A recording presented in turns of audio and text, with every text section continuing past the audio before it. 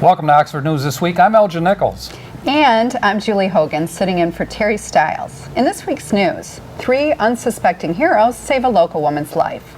Addison Township is launching a new senior citizen program, and familiar faces start anew at a local Oxford Village restaurant. Stay tuned to learn more about these stories and others. The Oxford News begins right now.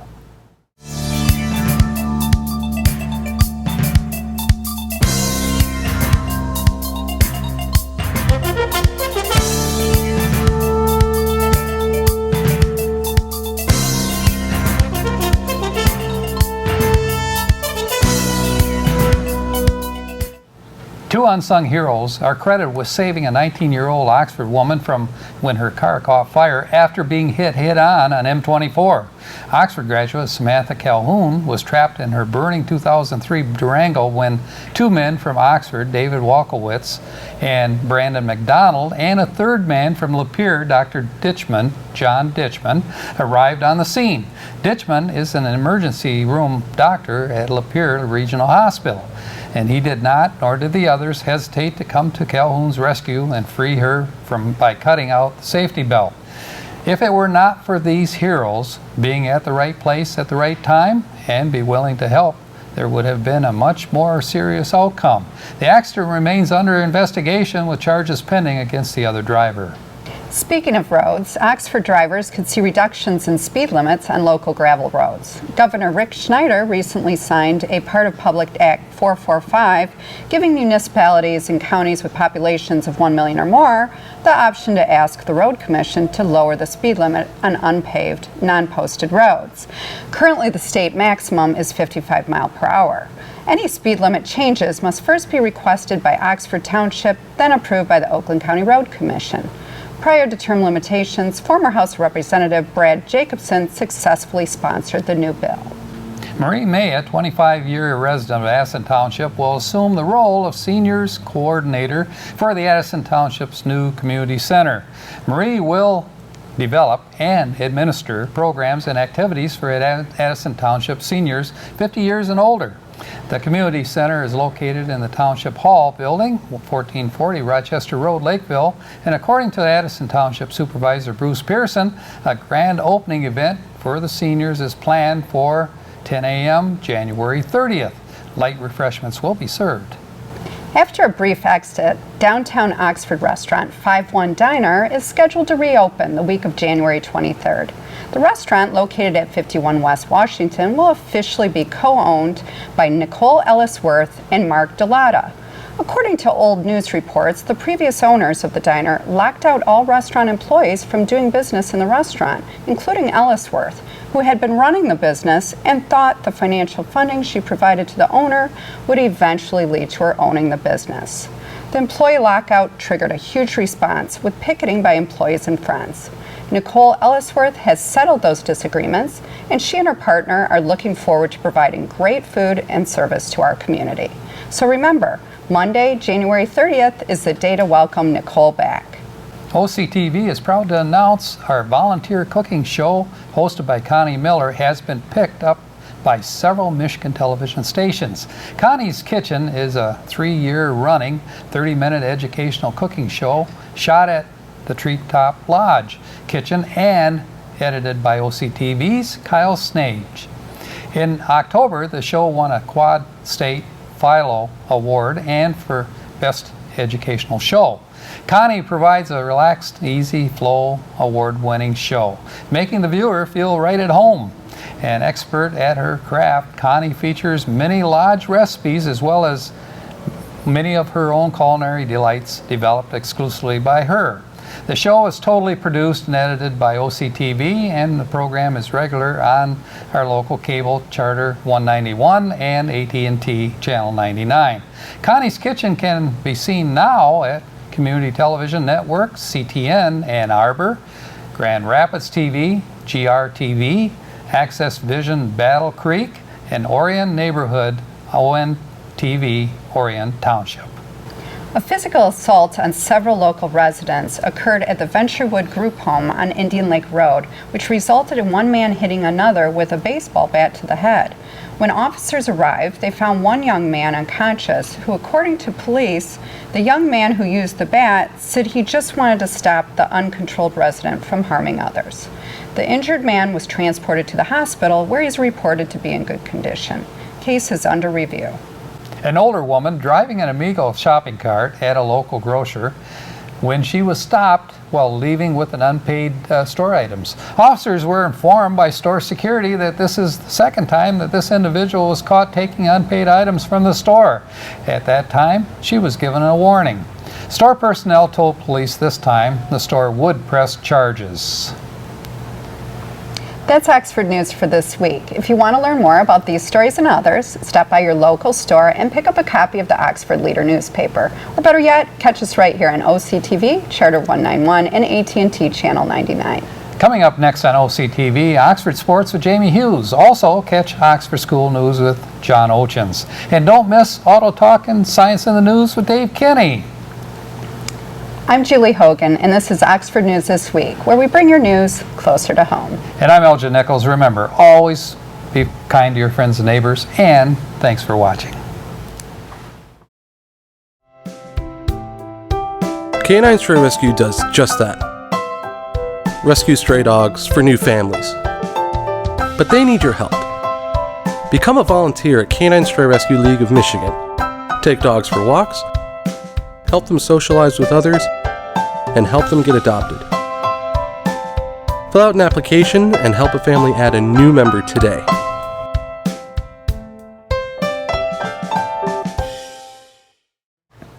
Welcome to Science in the News. I'm Dave Kenny, and these stories are taken from the publication New Scientist. In our first story, Norway will be the first country to start turning off FM radio in favor of digital programs. The northern county of Nordland is set to stop broadcasting FM radio this week, with other regions set to follow throughout 2017. Many countries have considered dropping FM, but a combination of aging equipment and geography mean Norway is particularly keen to replace its analog FM system with digital audio broadcasting known as DAB. Norway has many mountains and valleys that the robust nature of DAB can help with, says Stephen Lax at the University of Leeds in the UK.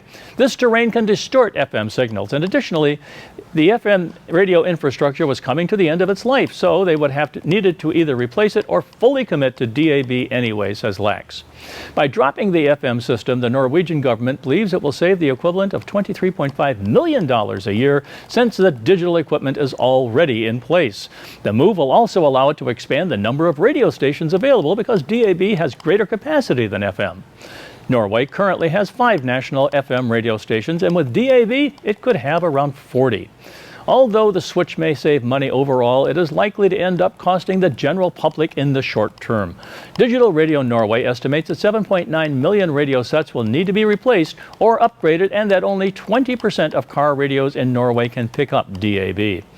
As a result, around 2/3 of people oppose the switch and just 16% support it, according to a poll by a Norwegian newspaper. As yet, no other nations have official dates to turn off their own FM networks, but Switzerland is expected to be next, says Lax. Wow. In our next story, following a Mediterranean diet may help prevent your brain from shrinking. As we age, the brain shrinks and we lose brain cells, which can affect learning and memory, says Michelle Luciano at the University of Edinburgh in the UK. But by studying 401 people in their 70s, her team found that the brains of those who adhere more closely to a Mediterranean-style diet shrank significantly less over a period of 3 years. A typical Mediterranean diet consists of a large proportion of vegetables, fruits, olive oil, beans, and cereal grains, moderate amounts of fish, dairy products, and wine, and only small amounts of red meat and poultry. This study adds to the body of evidence that suggests the Mediterranean diet has a positive impact on brain health, says Luciano. Wow. In our last story, if you are thinking of giving up something in January, consider a late-night digital detox. Last year's Deloitte UK Mobile Consumer Survey reported 91% of 18 to 44-year-olds in the UK own a smartphone. These are clearly desirable devices, but less desirable is the way many people, especially the young, use them. That same survey showed that half of 18 to 24-year-olds check their phone in the middle of the night.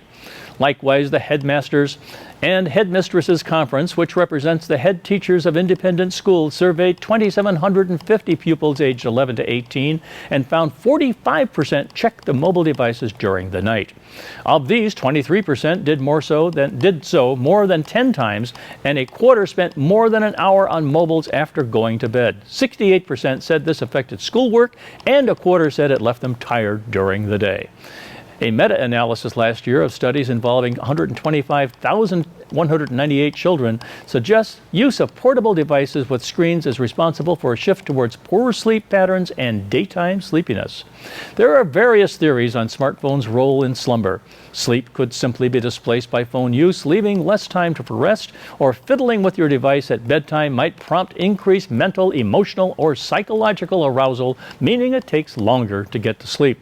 Then there is the screen light, especially at the blue end of the spectrum, which may interfere with melatonin secretion, that's our body's sleep hormone, or circadian rhythm, our body's built-in clock. And finally, incoming messages, emails, status updates, or calls can disturb sleep and reduce quality and quantity of restorative sleep. If you think your nighttime phone habit is out of hand, now is the time to consider a change. Well, that's it for this edition of Science in the News. I'm Dave Kenny. Stay tuned to Oxford Community Television.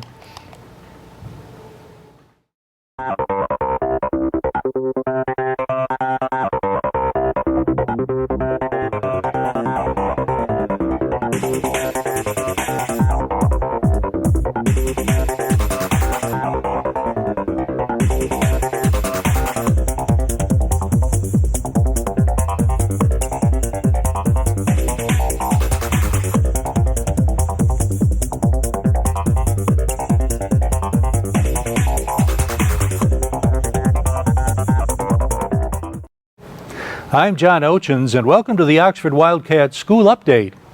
It was school board meeting time again last week. Election of officers for the coming year took place. Dan D'Alessandro was re-elected as board president and is now spokesman for the board as well. Joyce Brasington is now vice president, and Mark Stepek takes over as secretary. Also at the meeting, tragic world events have sparked renewed interest in school security. Sam Barna, our assistant superintendent of business and finance, had some thoughts on a product designed to help barricade classroom doors in the event of an intrusion.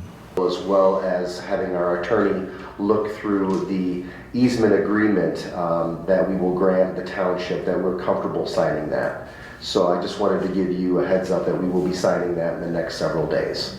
Okay, they plan on the township going for bid next week, and they plan on starting the project that won't impact immediately any of the traffic within obviously OMS specifically, but starting down Lakeville Road sometime in late spring. So I just wanted to let you know that that's their game plan as far as we've heard most recently from Mr. Sharp. So that's why I really wanted to give you the heads up on that, and now I can dive a little bit into this night lock proposal that we have in front of you.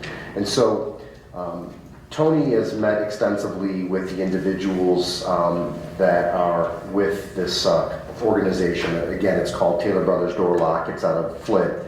And this is really, for those of you that don't know, this is a very, I should say, one of the primary means of barricading in place is the apparatuses that we have here. I'm going to pass these around.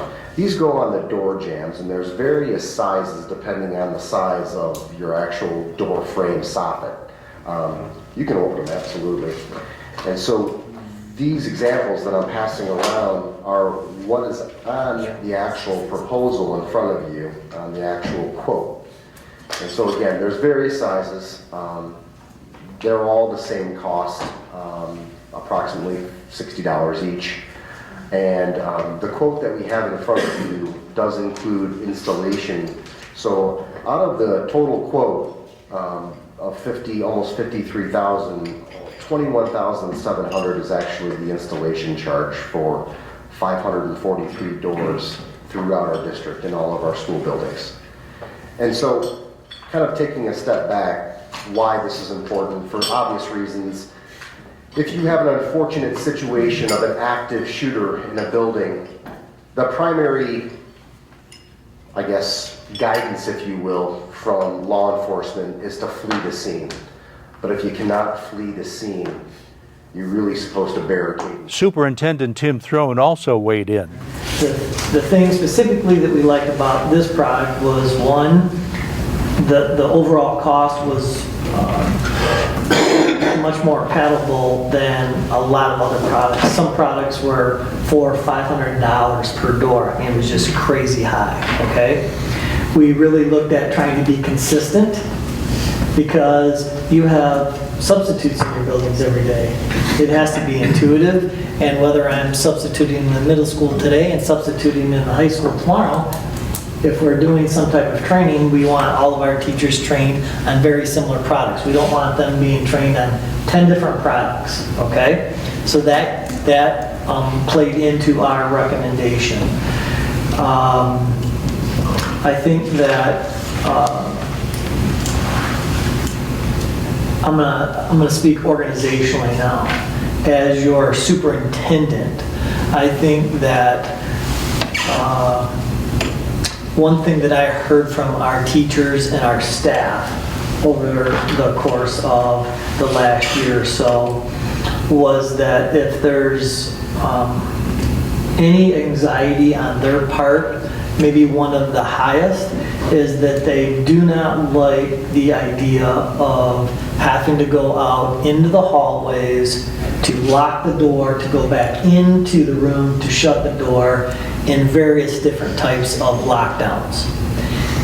This device was specifically chosen to address that concern of our teachers and our staff. Barna said they were impressed with 2 models of the device. He shows us how they work. We have here. Okay, guys, step up to the seats. So this night lock is 2 different formats. So the format here that you have obviously screws both into the door and then slides in like that. And it'll stop, obviously, and goes into the floor to prevent the door from opening, obviously. And so that is the one style that we have here. The alternative style is what you see here. It's called the Night Lock Lockdown 2. So what we have here is, as you see here, this would go onto the door. This would go on top. And so the door jamb would be sitting here, and so you would not be able to pull the door open, just like you see right here. We'd like to repeat a story you heard earlier on our station about the kids at Oxford Middle School and their penny war before the holidays. If you think our kids are mainly concerned about what they're getting for Christmas, you need to know these kids raised nearly $6,200 for the Wounded Warriors. In 2015, they did nearly the same amount for the Make-A-Wish Foundation. And that's only one of the many works of charity that took place in our schools before the holiday break. That's the Oxford School Update for this week. Welcome back. This is Oxford Community Television, keeping it local.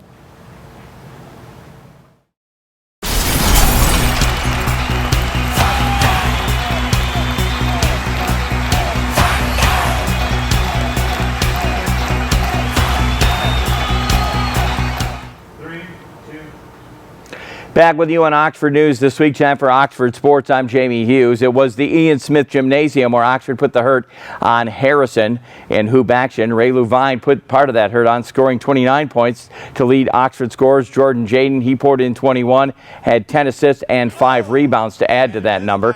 Michael Raish added 16 points, including 3-pointers with the win. Oxford remains unbeaten. The score there 7-0. They are on the record for the year. They are unbeaten. The final score, Oxford 95, Farmington Hills Harrison 81. We go to the court and pick up some of the live action.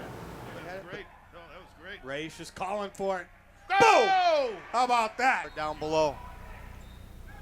He gets it at the 3-point line. Are you kidding me? Look out, and Ray fills it up. That same night, JV Cagers were victorious as well, beating Farmington Hills Harrison by the final score 68-48. The Wildcats take a 4-2 record on the road. They take on Rochester. That'll be next week. That, of course, will take place in Oxford, Ian Smith Gymnasium. Good stuff for the basketball. Girls basketball not so fortunate. Oxford was edged out by Ann Arbor Skyline, 4 points in a close game over on the Northville side, the Northville Holiday Tournament. They lost again by 4 points, 27-23. Maddie Morris did help Oxford along, 9 points. Monet Adams and Ashley Hirschman also contributed for Oxford with 6 and 5 points respectively. Top scorers for Ann Arbor Skyline, Cami Tarico, 8 points. Elena Heat Dirks, again, 6 points. Again, they picked up that win, 27-23. We jump out to the natatorium in swimming. Oxford swept the events there. The win for the season, the OAA Blue Division. They took on Hazel Park. Hazel Park is 0-4. Oxford 1-3 on the season. The final score there, 141-37. Again, we do mention swimming is about personal best. Good congratulations to both teams on their victory and win. Jumping to bowling. It was a long holiday break for Oxford bowling, but they came back strong. The Bloomfield Blackhawks. The Blackhawks wish the Wildcats had actually stayed on vacation. The girls varsity team split Baker games, but the Wildcats knocked the rust off that dominated the regular games, winning 9 out of 10 matches. The girls sealed the match with a 25-5 win, showing no signs the long break. Megan Kessler with 222 and 256. She was just 1 pin off from the school record. Also scoring was Megan Armbruster, games at 203 and 170. We caught up with the coach, Claude Laffner, J.R. Claude Laffner, our own John Ochins, and he will tell you more about what happened and is going on with bowling. All right, John Ochins here with J.R. Laffner, the Oxford bowling coach. You guys are really doing well this year. What is it, 4-0 going into the Christmas season? Yeah, both the boys and girls started the season with 4-0 records, and we've really had a lot of fun. Even at some of the tournaments, girls took first place at the first tournament this year. We had a couples team take first place. We had a trio team take first place. So, yeah, we've come out of the gate doing pretty well this year. Okay, so what's the secret? Well, it's hard work, and it's not by the coaches, it's by the kids. And you know, we have a little secret weapon we call our middle school program. So a lot of these kids come out of the middle school program, and all we got to do is tweak them so they got all the fundamentals down. So we're very fortunate. We get a lot of support from Collier Lanes here, and that's what it's all about, getting the kids on the lanes, getting them to love the game, and if they work hard at it, it's a game that they can really do well in. Okay, who you want to brag about? You got some pretty good players here. We do. I got my senior boys team is anchored by the Cartner boys. They're a set of twins, and they're doing a fantastic job. And we had one of our sophomore girls, Claire Sandstrom. She bowled a 300 game already this year, so it was pretty awesome. And she's a sophomore, so we're pretty excited to have her around for a couple more years. Okay, now I'm embarrassed. I can't think of his name. The two-handed bowler from, what do you call that again? The two-handed delivery? Yeah, the two-handed sensation. Yeah, it was Luke DeLong from last year. And you got one this year too. I've got a young man that's a freshman that idolized Luke a little bit in middle school program, so he's trying to emulate the two-handed delivery, and he's doing a good job. He's picking it up real well, and he's a hard worker, so we think by the time he's a junior or senior, we're going to have another star. Now, besides games, you've had, what, some tournament activity as well? Yeah, we went to Davison Doubles. It's a holiday tournament, and we've won that 2 out of the last 3 years now. And this year, Megan Kessler, who's a senior, teamed up with the Cartner, Christian Cartner, and they took first place. There were 83 teams there, so that was a very tough tournament to win, and they took first place in it. All right, well, Kessler, that's a good name. Yeah, Kessler, and she's having an outstanding season. She's leading the girls varsity team as well as Claire, but that team is pretty solid from top to bottom. All 5-6 members of the team are chipping in and working. I got a couple younger girls working hard, and we're in good shape there. We like that team, and we think that it's going to give them a run at regionals and give them a run at state. Well, today you're playing West Bloomfield. What do you think? You're going to kick them pretty good? Well, it's Bloomfield, yeah. We fair on paper it looks good, but you know, sporting events you can never tell. So well, we're going to be rooting for you. Keep up the good work. Thanks for talking to us. Not a problem. Anytime. Look forward to it. All right. Thanks. You bet. The girls really put the rust off there and rebounded nicely and headed into the final play of the season, the county tournament in bowling. They have a record now of 5-0. The team bowls in Oakland County at the tournament at Cherry Hill Lanes. We'll have the results on next week's broadcast.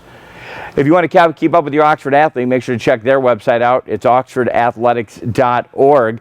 They have schedules there at your fingertips 24/7. They'll tell you when your athletes are going to play, where they're going to play.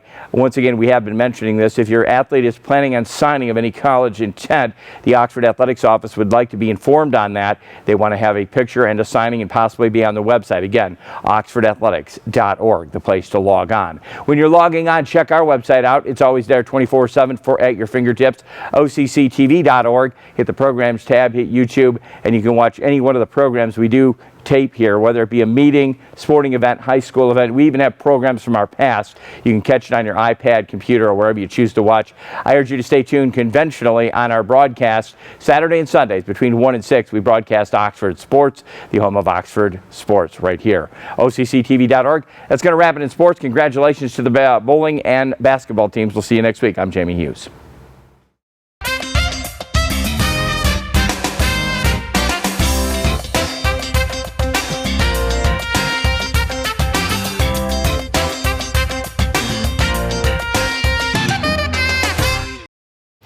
Welcome to this edition of Auto Talk. I'm Dave Kenny, and these stories are taken from the publication Automotive News.